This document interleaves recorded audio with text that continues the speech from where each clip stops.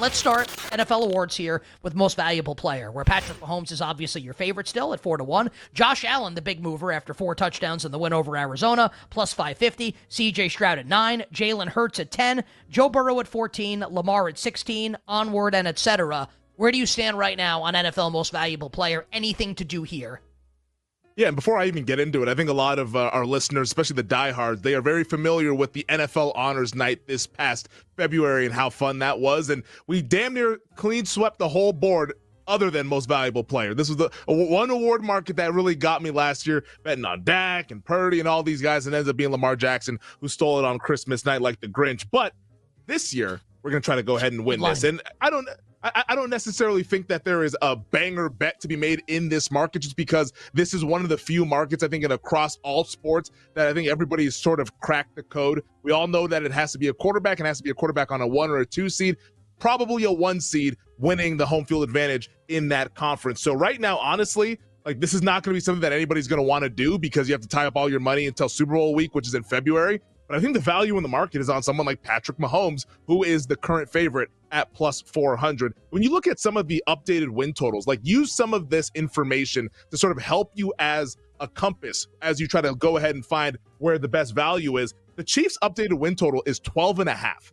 Like, this is a team that very well could win 14, maybe 15 games. Nick even said 16-1 is on the table for the Kansas City Chiefs. If they do that, it's going to be hard for someone other than Patrick Mahomes to win this award, especially when he didn't win it last year. And a lot of people, anybody with a brain, would go and tell you that this guy's the best player in the league. Now, he's plus 400. Nobody really wants to go ahead and tie their money up like that. He could, of course, knock on wood, get injured. Things can happen over the course of the season. So I don't think there's like a really great bet to make right now in the MVP market. But Mahomes, I think, would be the value at plus 400. But I do want to give you a handful of names that just to kind of keep an eye on, guys to keep in mind as we progress through the next couple of weeks here in the regular season. The first one has to be Josh Allen. He's down to plus 550. Now, the Bills' win total, that's sitting at 10.5 after they beat the Arizona Cardinals.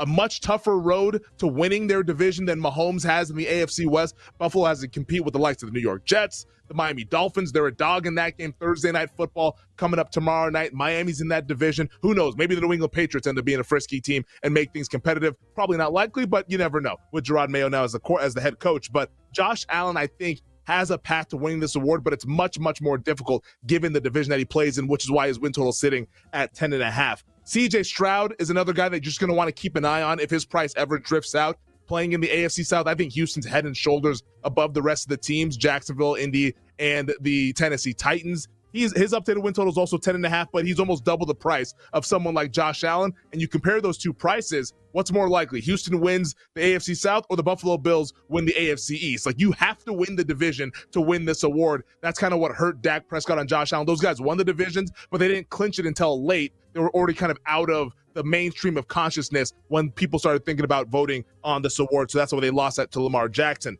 I think Jalen Hurts should be considered, given the fact that this new offense with Kellen Moore might open things up a little bit more. A.J. Brown's an absolute beast on the outside. Devontae Smith's terrific at wide receiver. The offense is really good. The O-line was good. I mean, think about how they played Friday night. They start the game, turnover, and then they still score 30-plus points on a neutral site against the Green Bay Packers. Maybe that speaks to the Packers defense, but this Eagles offense, I think, is going to be top-notch. They can win a lot of games. They're the favorites to win their division. I think Hurts just has to be considered. These are not bets to make right now, but you must consider Jalen Hurts at 10-1. And then the guy we saw Monday night, that he was on the doorstep of winning this award last year, then he kind of pooped his pants on Christmas night, and that was Brock Purdy. He's at 18-1. The Niners are going to win a bunch of games. And I think Monday showed us that maybe we're not going to see the Super Bowl hangover that a lot of us thought heading into this 2024 season. So I think Brock Purdy, while he probably loses that on tiebreakers because the entire voting block might not see him as the most valuable player, given the fact that he was Mr. Irrelevant, he's Brock Purdy,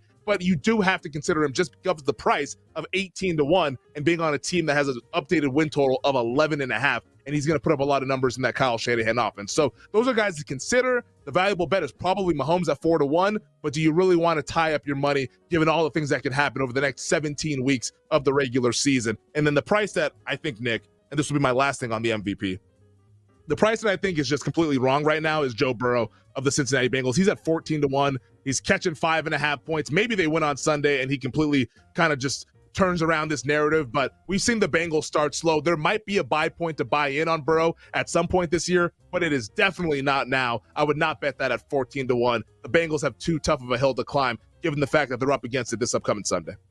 And I'll tell you, like, if let's say people like the Chiefs to win this game, I do on Sunday. The Bengals get the Commanders' terrible secondary in Week 3, and then they travel to take on the Carolina Panthers in Week 4. So maybe the buy point on Burrow coming up on Monday, if and when the Chiefs do beat them this Sunday.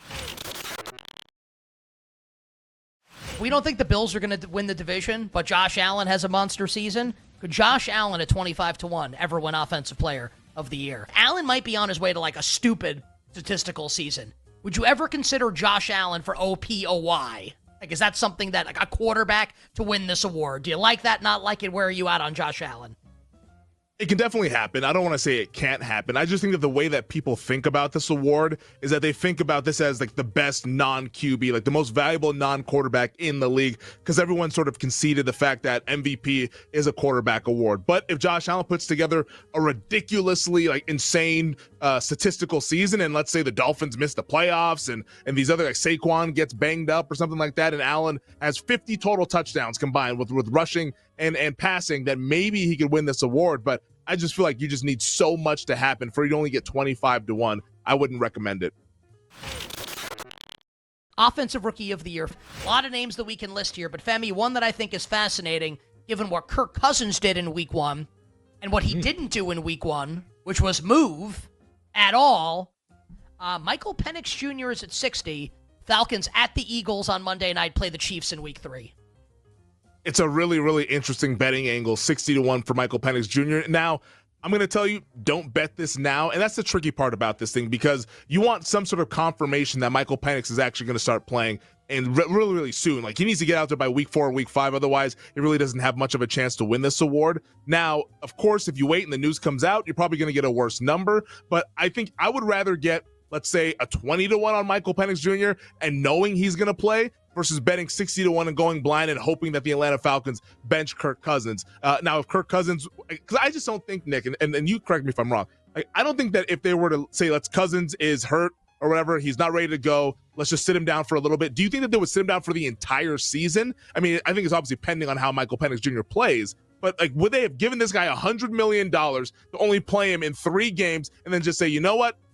We're not doing that anymore. It's just going to be Michael Penix Jr. I think they're going to try to cling on to Kirk Cousins as long as possible, or until he shows that he just physically cannot do it, which it looked kind of like that on Sunday. I think you're assuming, and maybe you're right to assume this, you're assuming like organizational competence with the Atlanta Falcons, and I don't think that's an assumption that we can make. And just a couple things here. Like, do you remember in the preseason when like the Falcons didn't play Michael Penix? And everyone's like, well, why aren't they playing Michael Penix? This like feels weird. He's a rookie. Why wouldn't you get him reps? And then in Week 1, the Falcons ran every play out of the shotgun or the pistol, and like Cousins never moved, no bootlegs, no design movement at all. Is it possible now, with all this information in tow, that they knew at some point? I'm not saying they knew before they signed Cousins. I think they're dumb. Is it possible that they knew at some point, like, whoa, Cousins might be shot at least to start the year? We cannot afford to lose Penix in case we need him to injury. And I will add, this is an organization that drafted Kyle Pitts 4th overall, might be like a decent player this year. He's also a tight end, and he's done nothing. An organization that hired Arthur Smith in the first place. An organization, and like the book has not been written on Raheem Morris yet. They passed over Bill Belichick to hire Raheem Morris. I'm just like say that out loud. It doesn't pass the smell test. I do not think this is a competent organization. I don't think Terry Fontenot is a competent general manager. So I would not assume competence here, Femi, with the Atlanta Falcons. That doesn't mean that Penix is going to play, but if the bleep hits the fan, they're 0-3 and he can't move, like, you didn't draft Michael Penix to sit him for years. Like, I don't care how much money you paid Kirk Cousins. I don't think they're going to flush the season down the drain now. Like, I don't know if Penix can win if he only starts like 11 games this season or whatever. Yeah. I think it's worth conversation. It's funny you mentioned that, because Terry Fontenot said, ideally, we won't see Penix until 2025, which I was just bro, what in the world is this dude doing? So I guess let's play it out then. Do you think it would have to happen after Week 3? Does it need to be like 2 more bad games? It's going to be in prime time. Everyone's going to be watching them. They're on the road against the Eagles, big dog. Then they come home. They're an underdog against the Kansas City Chiefs, Sunday Night Football. Does it have to happen after that Chiefs game? Is that when you think they'll do it, or would they pull it? I think it depends on I'm sorry to interrupt, but like I don't know if No, like the please. results of the games matters that much. Like they could lose both games. I think it matters like how he looks. Like, can he move? Yeah. Can he get any kind of like what's the word I'm looking for? Like when he goes Just- back to throw. Just Velocity. like Can any he sort of get any velocity, kind yeah, of any sort of torque. velocity? Yeah. Like any kind of torque off of the Achilles. Because if he can't, they could sit him. But like, let's say like he looks decent on Monday night and then he looks good like physically against, and they lose both games. Like he's definitely going to start in week 4. They're not going to pull the plug. They'll only pull the plug if like he can't move and he's a sitting duck and it's really obvious. Yeah, which apparently maybe they found that out during training camp, and I'm wondering why they gave him all that money. But like you said, we can't assume a competence with the incompetent. Atlanta Falcons. Yeah, it's a really bad organization. But I think Penix is definitely interesting. Like if he is going to play and soon, 60-1 is definitely a bet for him. But it's just the kind of the give and take of, is he going to play? Is he not going to play? I think I'd rather wait to take a worse number. Would you bet it? Okay, so you No, don't I want to would do not. it right now. Not right now. Not right now. I need more. I need to see more of Cousins first, and maybe he'll come out Monday Night Football and he'll look like a 80-year-old quarterback. And then at that point, obviously the market's going to get nuked. But I would rather have the information in tow than to go ahead and make a speculative bet at 60-1 when there's other appealing options on the board for Offensive Rookie of the Year.